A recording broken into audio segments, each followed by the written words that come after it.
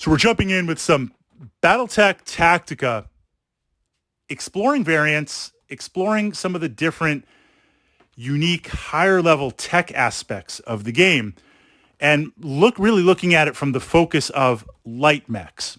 And I say light mechs because as we covered back in part one, and if you're coming to this vlog later or at some point, pushed up to the Battletech archive, the Battletech playlist here on my channel is going to be part one. This is a separate aspect, but part one kind of frames it. So just to frame that really fast, this idea of you have your primary configuration and you have this experimental tech in Battletech. The nice thing about Battletech is you have mech creation rules. You can swap and change anything that you want for any reason. It just makes the battle value go up or go down. Usually you can do whatever you want. You can mount some of this stuff or you can change variants on light mechs, and the battle value doesn't really shoot up that much.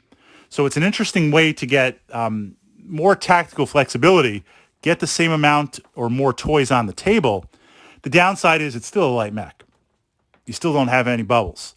You can maybe take a medium laser or two, maybe an SRM pack, but you can't take PPC hits. You can't take a spread of a 15 or 20 pack. Like, no way. You can't. So in changing the configurations, it offers more flexibility, but the challenges are there. But certainly you can put these on mediums. You can put these on heavies. Assaults, I find, not really that much, because an assault mech is still an assault mech, and you're paying that battle value. You've got that armor. You've got that all those weapons.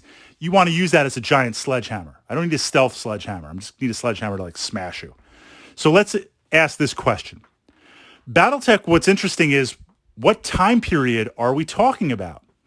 These mechs are played over many different time periods. And this is one of the things I encourage about Battletech, to play your miniatures, to play those miniatures to the most. So if I have a Stalker, and I say a Stalker because Inner Sphere Stalker, powerful mech, awesome looking mech, very potent, very powerful. Heat management is challenging. The tech is there, off the shelf.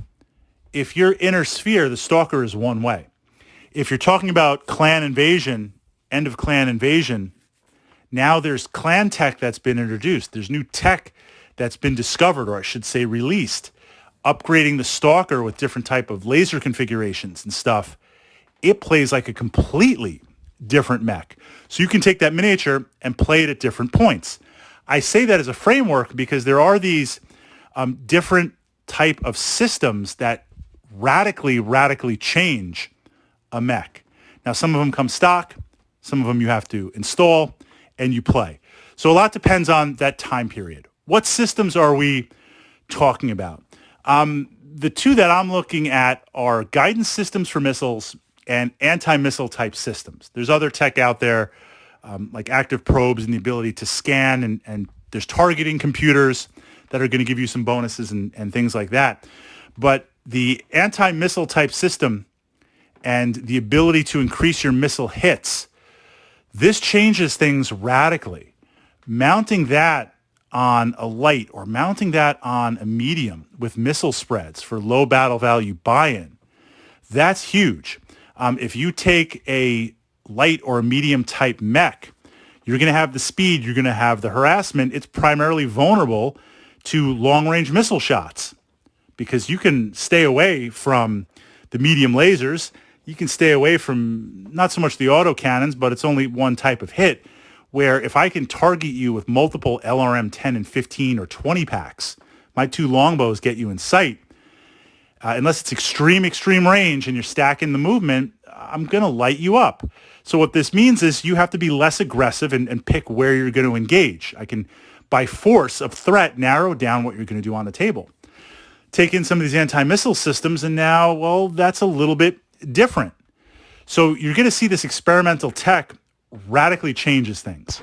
So why isn't every mech packing this? We see it, stealth armor is another version of it, where literally it cuts down on fire and things like that. The reason you don't see it is literally in the narrative. This stuff is rare. this stuff exists, but it's only for the most elite type units. Remember, Battletech wants to primarily jump you in. Succession Wars, Inner Sphere, the tech has just been decimated. It's been absolutely decimated. The fact that you have a mech is a big deal. If you have that type of tech, it's only reserved for the most extreme missions, or it's only reserved for certain type of mechs. I mean, truthfully, there's some mechs out there that are essentially using iron sights, where you're using minimal guidance because the computers have been swapped out and the systems have been replaced.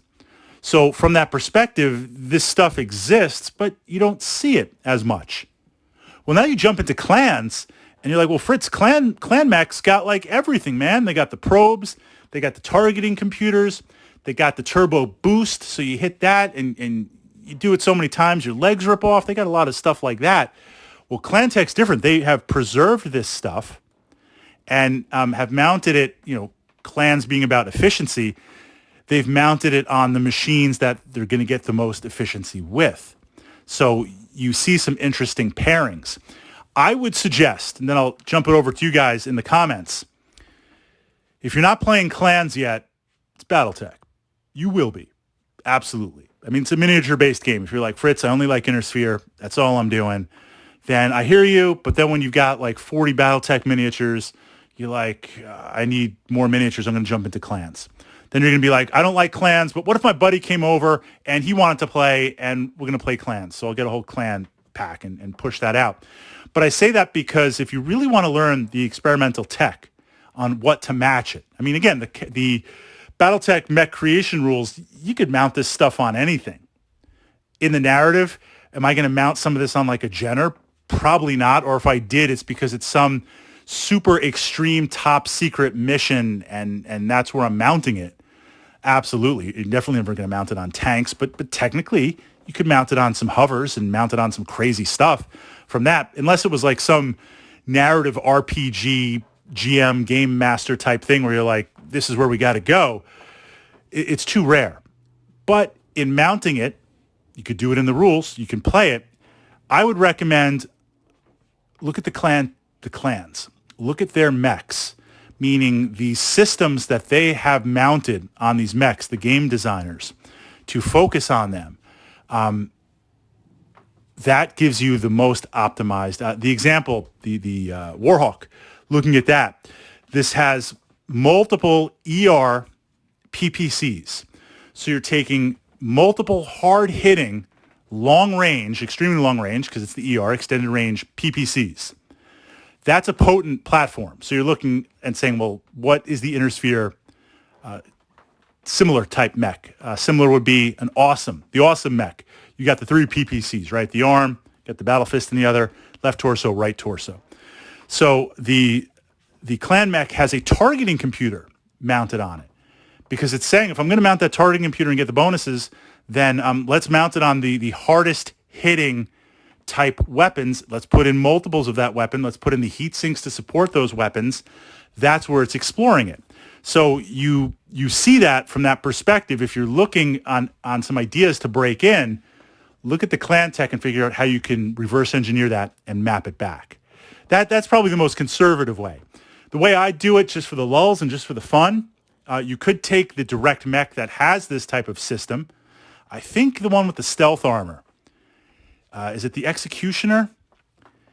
I think that's it. I'm going to have to check that out. I'm a little bit ashamed as a Battletech enthusiast. I'm not aware of that. But this type of mech has the stealth and has the anti-missiles.